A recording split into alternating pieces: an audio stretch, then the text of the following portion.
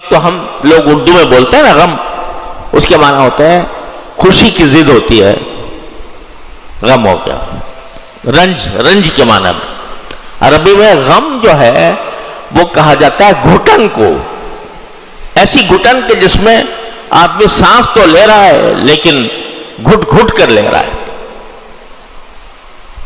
تو فنجیناہ من الغم، ہم نے اس کو گھٹن سے نجات عطا فرمائی۔ ان الفاظ کو سن کر ہم نے ان کو نجات عطا فرمائی۔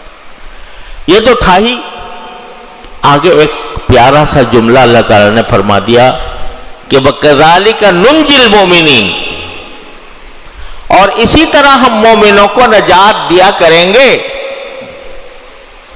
اسی طرح ہم مومنوں کو نجات دیتے ہیں یہ بھی اور دیتے رہیں گے۔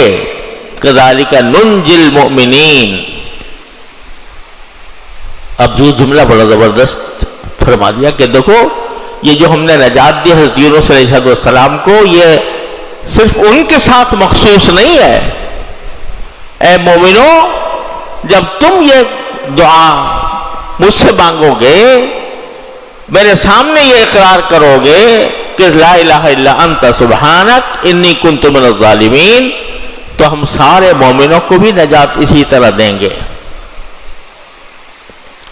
تو ہمارے حضرت فرمایا کرتے تھے، اللہ تعالیٰ ان کے درجات بلند فرمائے، یہ جو فرما دیا کہ ہم سارے مومنوں کو اسی طرح نجات دیں گے، تو یہ جو فرما رہے ہیں، فرمایا کہ جس طرح کی گھٹن میں حضرت یونس علیہ السلام تھے، اس گھٹن کی حالت میں جب مجھے پکاریں گے میرے بندے، مومن ہو کر پکاریں گے، تو ہم ان کو ان کی گھٹن سے نجات دیں گے، جس گھٹن میں وہ موجود ہیں ان سے نجات دیں گے۔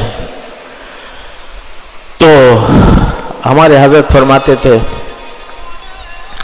ہمارے حضرت فرمایا کرتے تھے، اللہ تعالیٰ ان کے درجات بلند فرمائے، کہ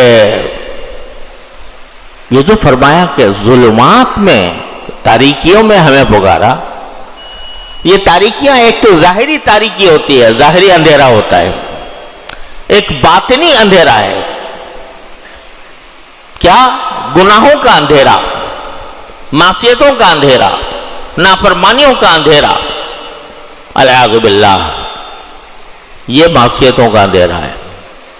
ہم آج جو شکایت کرتے ہیں نا کہ بھئی ہمارا سارا ماحول جو ہے وہ فسق و فجور سے بھرا ہوا ہے، خدا بیزاری سے بھرا ہوا ہے، اس میں ہم کیسے نکلیں اس سے؟ تو ہمارے حضرت فرماتے تھے کہ اس طرح نکلو جیسے کہ یونس علیہ السلام نکلے تھے۔ یہ اندھیریاں ہی تو ہے نا، یہ مچھلی کے پیٹ کی اندھیریاں نہیں، اس سے زیادہ خطرناک اندھیریاں ہیں۔ یہ کفر کی اندھیری، یہ فسق و فجور کی اندھیری، یہ بدعات کی اندھیری، یہ مچھلی کے پیٹ کی اندھیریوں سے زیادہ خطرناک۔ تو یہاں باری تعالیٰ فرما رہے ہیں کذالک ننجی المؤمنین، تم بھی کہو کہ لا الہ الا انت سبحانک انی کنت من الظالمین، میں ان اندھیریوں میں گھرا ہوا ہوں، ماحول کے اندھیریوں میں میں گھرا ہوا ہوں، وانت وانی کنت من الظالمین۔ تو قرآن نے وعدہ فرمایا کذالک ننجی المؤمنین، نکالیں گے تم کو اس اندھیریوں سے ضرور۔ حضور نبی کریم سرور عالم صلی اللہ علیہ وسلم سے ثابت ہے کہ آپ جب تہجد کے لیے اٹھتے تھے تو آسمان کی طرف نگاہ فرما کر یہ آیات تلاوت فرمایا کرتے کہ آسمانوں اور زمین کی تخلیق میں بڑی نشانیاں ہیں ان لوگوں کے لیے جو عقل والے ہیں، اولی الالباب، الذین یذکرون اللہ قیاما وقعودا وعلی جنوبہم، جو اللہ کو یاد رکھتے ہیں، اللہ کا ذکر کرتے ہیں، کھڑے ہوئے بھی، بیٹھے ہوئے بھی، لیٹے ہوئے بھی۔ وَيَتَفَكَّرُونَ فِي خَلْقِ السَّمَاوَاتِ وَالْأَرْضِ، اور آسمان و زمین کی تخلیق کے بارے میں تو غور فکر کرتے ہیں، سوچتے ہیں، اور سوچنے کے نتیجے میں بے ساختہ گویا ان کی زبان پر یہ بات آتی ہے کہ ربنا ما خلقت ھذا باطلا، تو یہاں در حقیقت ترغیب دی گئی ہے اور ان لوگوں کو عقل والا قرار دیا گیا ہے جن میں یہ دو صفتیں ہوں. ایک یہ کہ یذکرون اللہ قیاما وقعودا وعلی جنوبہم، کھڑے بھی اللہ کا ذکر کر رہے ہیں، لیٹے بھی کر رہے ہیں، بیٹھے بھی کر رہے ہیں.